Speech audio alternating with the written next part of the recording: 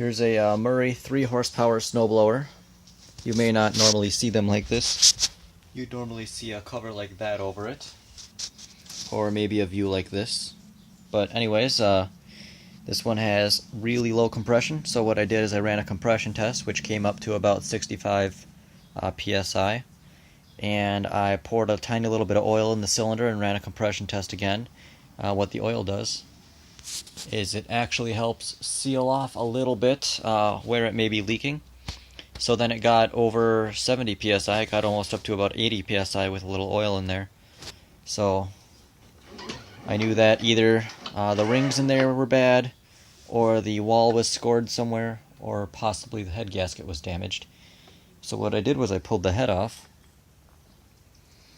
and this head gasket is actually in great shape. There's nothing wrong with it at all. So it has to be either the rings or the cylinder wall. And if you notice, the cylinder wall is actually still has a nice mirror finish on it. There's no scratches or anything in it. It's actually, I'll get a flashlight so you can see this side better.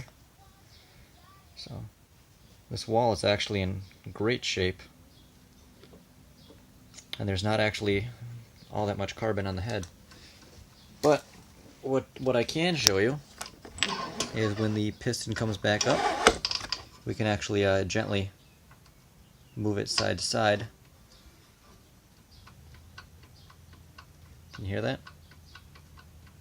That's excessive free play right there, and that's not what we want to see. These rings are pretty worn out, so that's where the compression is escaping from, and that's what's basically causing the problem in this engine. That's a little too much free play in there, so I guess I'll have to throw new rings in this one.